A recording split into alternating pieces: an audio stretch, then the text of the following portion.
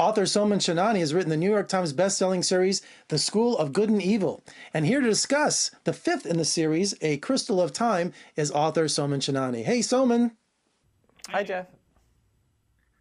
Now, Soman, please forgive me. I am not familiar with the School of Good and Evil series. Doing some research, incredibly popular, bestseller, every edition that comes out. So tell me about the theme of the series to someone who's ignorant like me.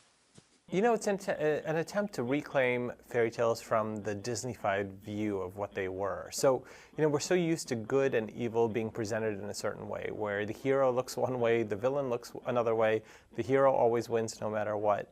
And growing up, you sort of get suckered by that, especially, if you're a kid. And so I wanted to do a version of the world where you could follow both characters, the good character and the evil character, and get a full picture of who they were.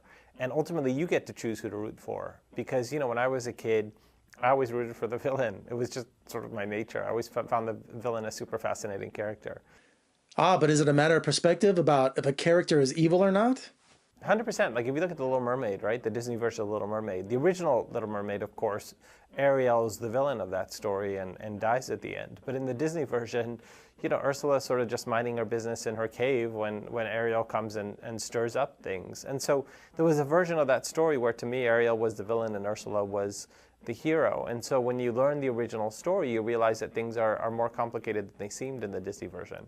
And so I wanted to make sure that kids get that kind of context, that they ultimately can make choices themselves. We're not spoon-feeding them a version of the story that isn't necessarily true, Now, I understand that you began this series when you were at Harvard while you were tutoring kids.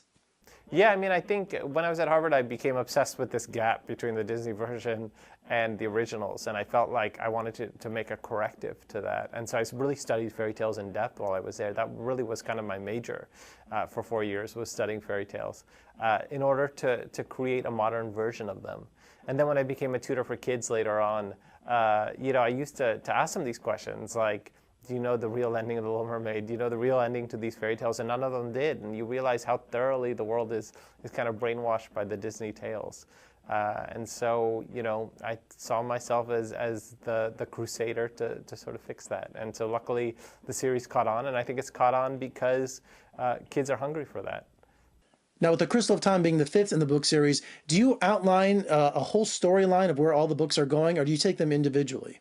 I know that the structure of the whole series, like I can feel the shape of it, but I'm a free flow writer in that I just go and see what happens. And it's so complex. There's 180 characters and 70 different plot lines and things like that at this point, where you just, I rely on my creativity to kind of to guide me, and the puzzle pieces end up fitting together. But I'm more of a flow writer than an outline writer for sure.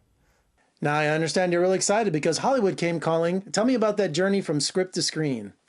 Yeah, it's being made into a movie. We have a director on board. They're working on the final pass of the script and the budget now, and then we'll get to shooting. It's being produced by Joe Roth, who did Snow White and the Huntsman, Alice in Wonderland, and Maleficent. And it should be a pretty awesome ride. I've been pretty deeply involved and I've gotten to see, the world start to come to life. So, I'll be excited as everybody is for the finished product.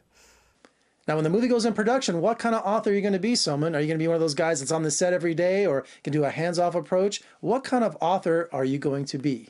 Yeah, I think with this one I'll be super involved just because I'm so kind of, embedded with the team. So I think I'll be more involved than usual.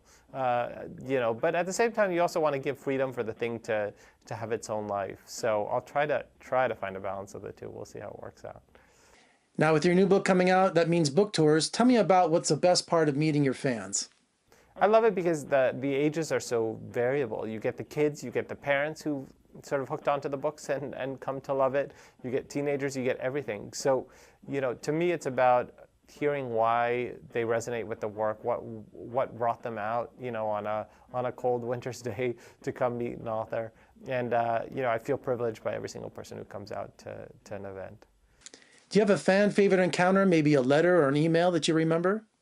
Or Oh yeah, for sure. I mean, all kinds of funny things. I remember one mother sent me a note that she found under her kid's bed where the kid wished that I would write a sequel to The School for Good and Evil, and she wrote the letter to Santa, basically telling Santa, "Can you tell the author to write a sequel?" She didn't know that I already had a sequel, done.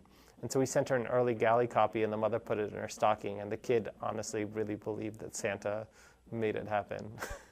So that was a special one. Well, congratulations, Soman. Best-selling book series, movie being made. This is a crazy time for you.